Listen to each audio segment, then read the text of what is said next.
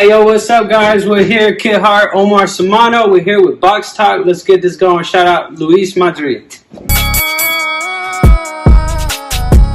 Hey, what's going on, everybody? Welcome to another episode of Box Talk with Luis Madrid. Today, we are here in Surprise, Arizona, with one of Arizona's undefeated young prospects, Omar Samano. How are you doing today, Chip? I'm doing good, bro. Thank you so much for having us today, man. I appreciate it. I'm excited, and hopefully we get to tell the fans a little bit about you. And Yeah, I'm excited too, honestly. Appreciate you guys coming out here and doing this thing for us. And thank you, man. No doubt, bro. So to get us to go ahead and get us started, can you just talk to us a little bit about your beginnings? Where were you born? Just a little bit about your upbringing and your family life. Yeah, well, I was born in Glendale. We started boxing because back in elementary, I used to get bullied, and I guess my dad just got kind of tired of me complaining. I was like, I want to do something, and one day he's like, just put on your training shoes, and which were running shoes, and put on your shorts, and he was like, he didn't tell us where we were going, and then next thing you know, he dropped us off after school at a boxing gym, and which was Central Boxing Gym at the time. Oh, okay. Yeah. For sure.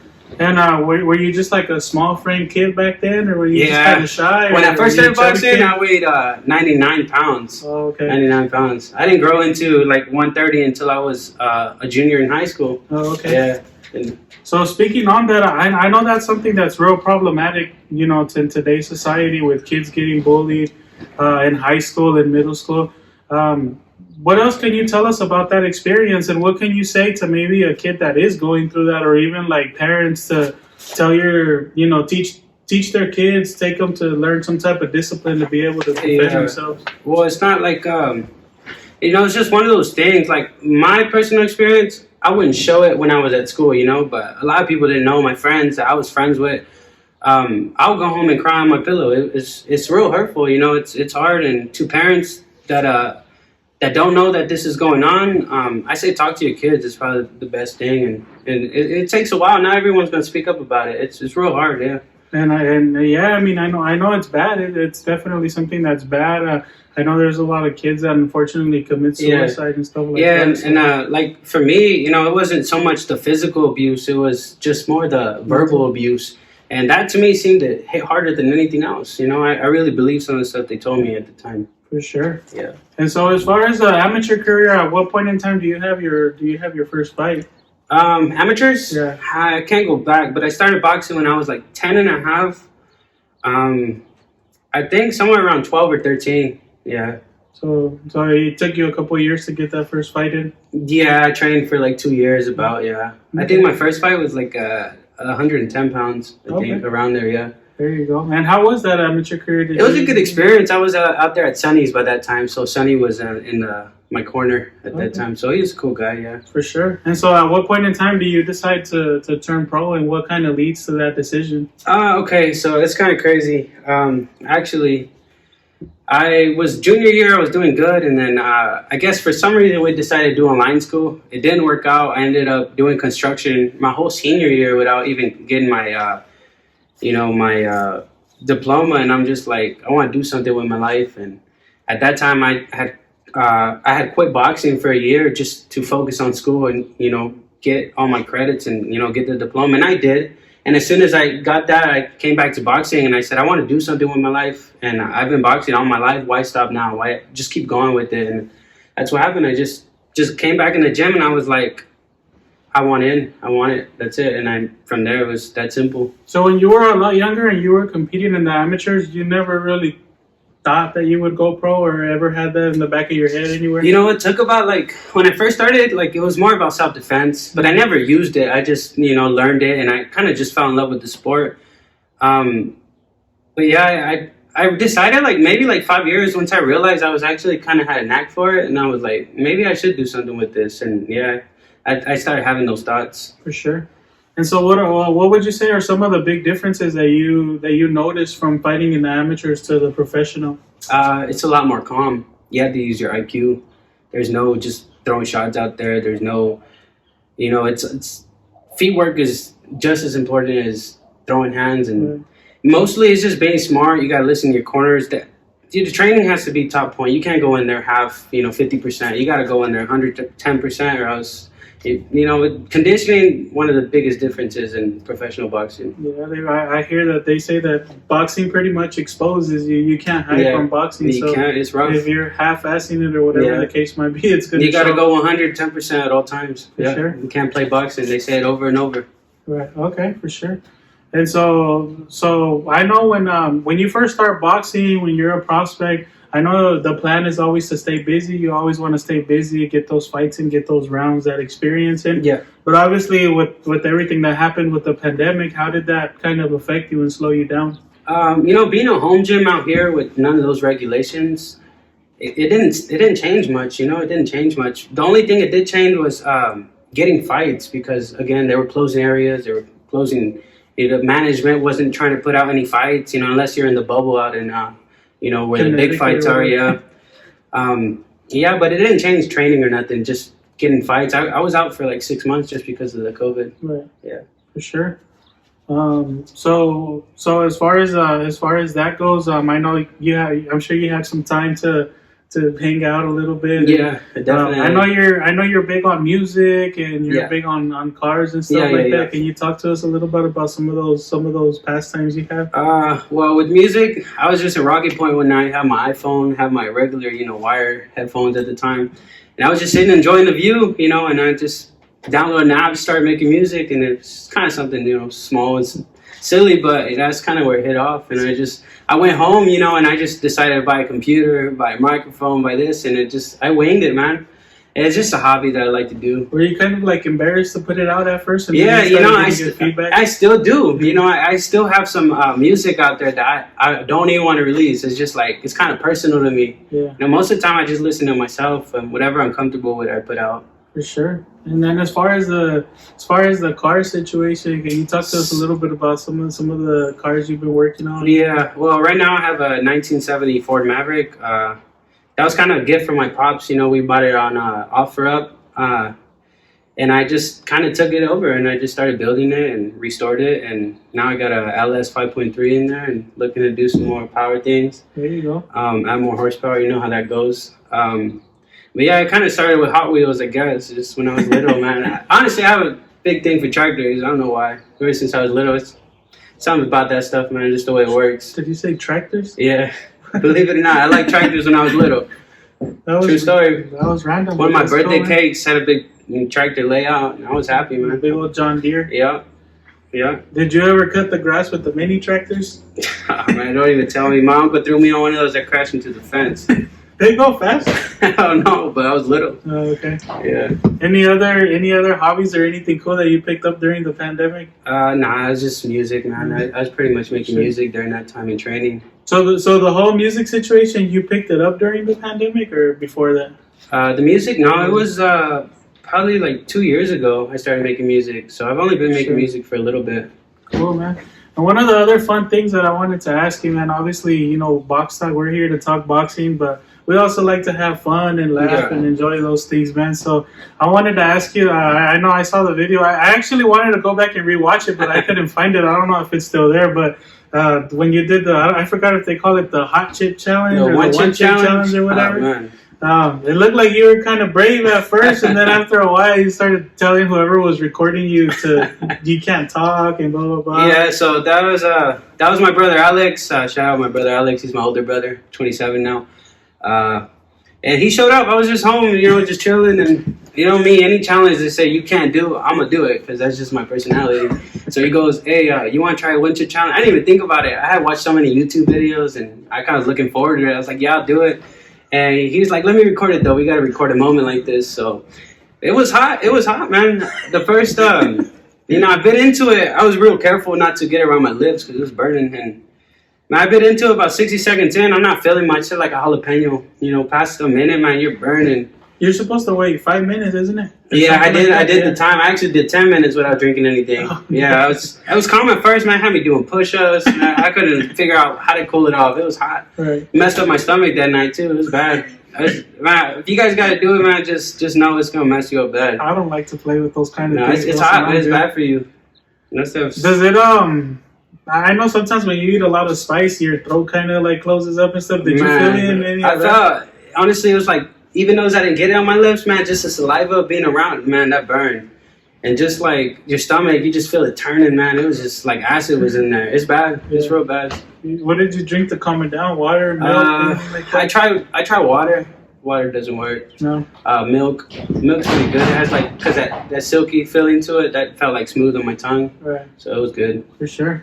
Sounds good, man. And so as far as back to the boxing stuff, man. As far as your professional career, what do you want to accomplish as a professional? When you envision your career, what do you envision?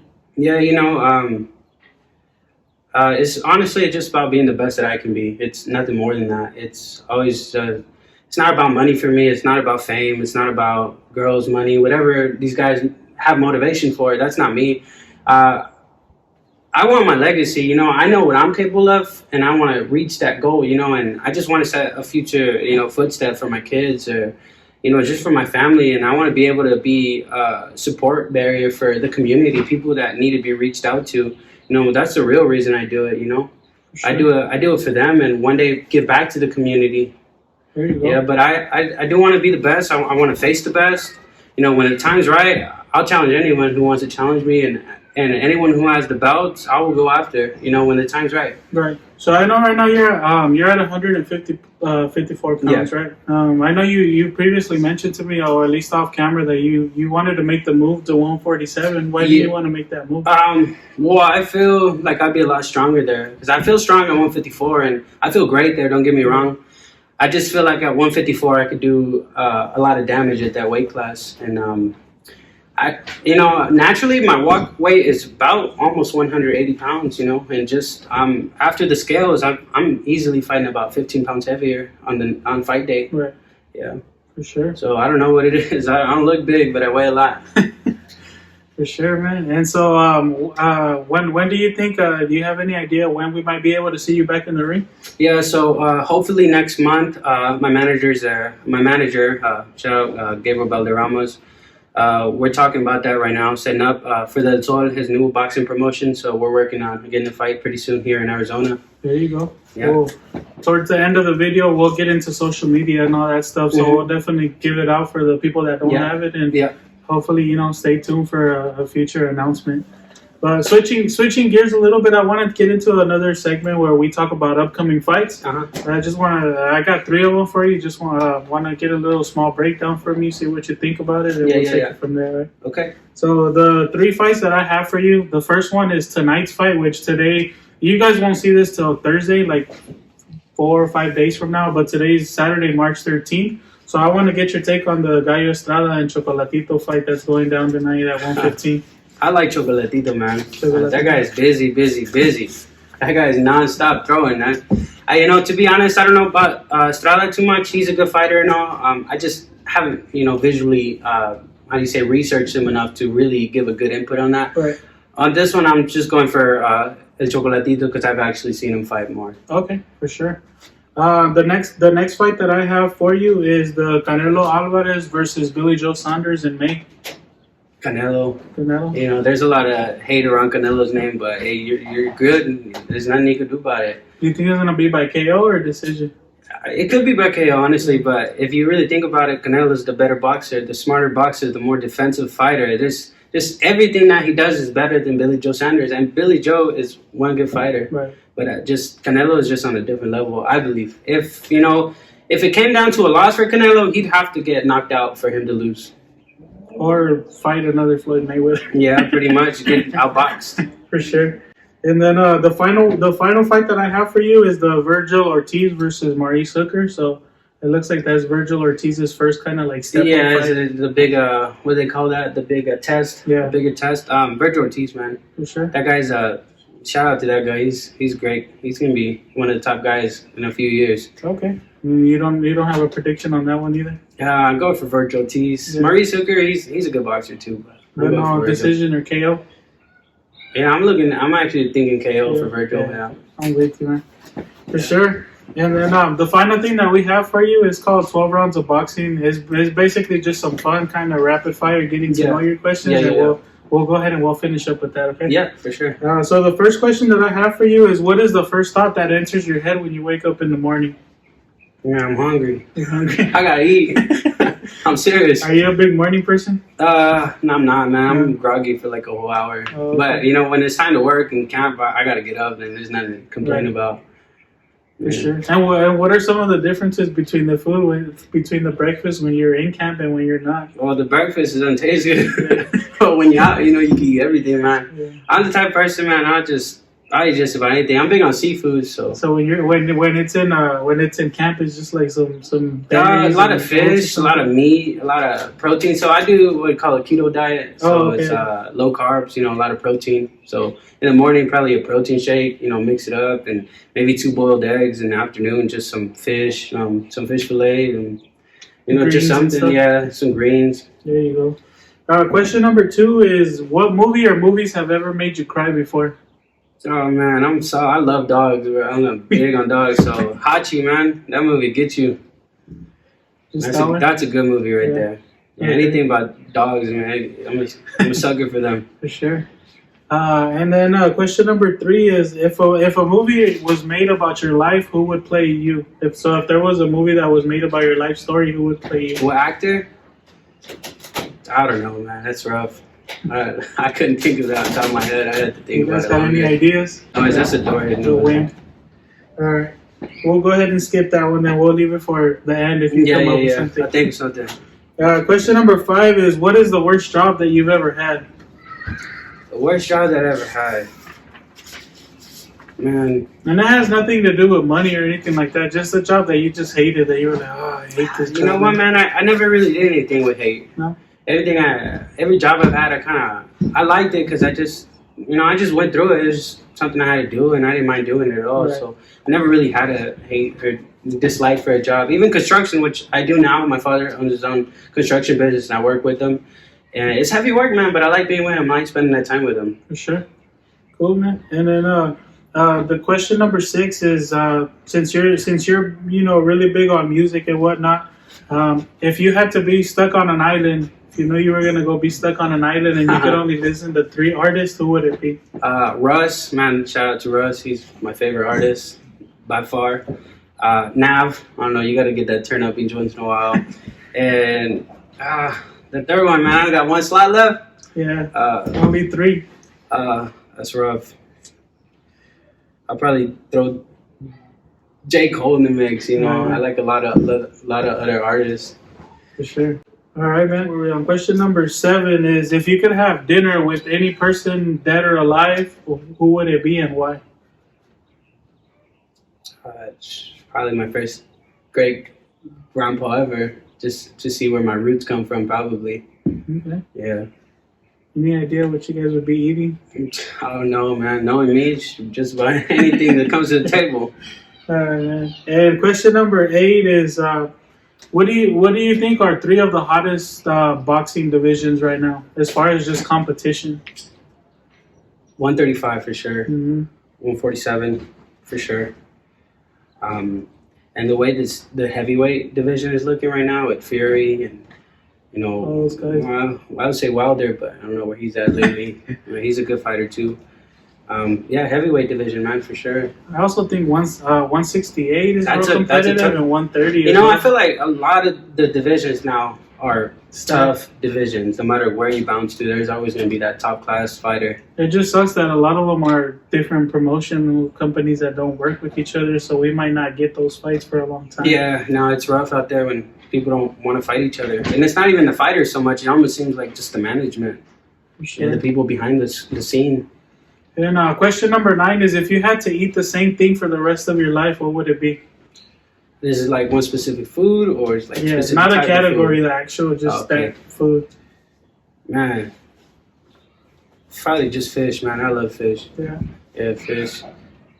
All right, and question number 10 is, what is the best life advice that you've ever received? You know, I asked the old man one time, because I like their knowledge. I like to get behind their head, and they lived like, 80-something years. You gotta have some knowledge after that.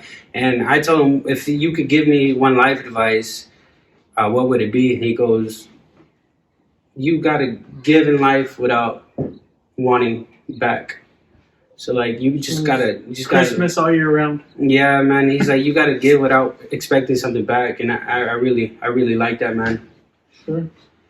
Question number 11 is: do you have any pre-fight rituals? Like, are you like superstitious? Like, if I don't do this, it's not gonna go good for me. If I don't pray or do this or whatever, if I don't tie my shoes this way, it's not gonna go good. Yeah, if you can talk about it. If it's private, we don't have to. I don't have any. But I just go in there, man. Just be myself, I guess. For sure. Nothing specifically. I gotta get my sweaters in. That's about it. Yeah, get that energy going back to the body. For sure. And then the final question is: when it's all said and done, what do you want people to remember the most about you? Whether it's in the ring or just life in general.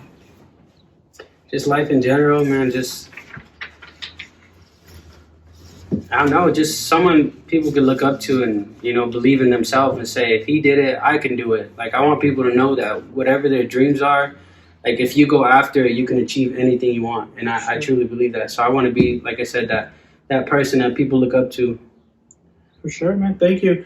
And I actually have one more question. Yeah. I knew I was missing it. I skipped it somewhere, but it's one of my favorite questions. So I was like, hey, where's that question at? Yeah. This is one of my favorite questions. What is your favorite thing to eat after weigh-ins? I haven't had anything specifically, man, but I like watermelon. I put limon with watermelon. It's real good, man. Good for hydration, too. So you kind of take it easy after weigh-ins? You're not like one of those fighters that goes in like pounds pasta or tacos or something? I can't, man, because you feel all messed up before the fight, yeah. So I take it easy. After the fights, I'll eat whatever. But before, I try like eating some banana, some watermelon, fruit, some steak. Not too much though. Don't force your stomach, and I drink a lot of juice, man, or water is pretty much what I eat.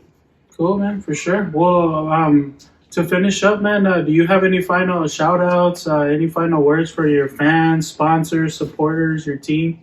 Any social media you want to give out? My social media is kid __ heart __. And just shout out to, everyone behind the scenes that, we don't really hear about, but everyone, doing work for me, for, just getting things done. Because it's not more than just me showing up at the gym, me showing up at the fights. There's so much that goes into, getting this stuff organized that people don't see, and I just shout out to them. They know who they are. And just thank you guys for, supporting me. Thank you for my fans, and thank you for believing in me. Just like I believe in you guys too, so. For sure, man. Thank you. Well, with that being said, again, thank you everybody for joining us today for another episode of Box Talk. Make sure you subscribe and show a lot of love on our social media, on our Instagram. It'll be posted on there. Thank you, and God bless. Everybody, thank you for tuning in to another episode of Box Talk with Luis Marie. Make sure you like, comment, subscribe. Let us know who you would like us to interview next. And stay tuned for the next episode. Thank you very much, and God bless.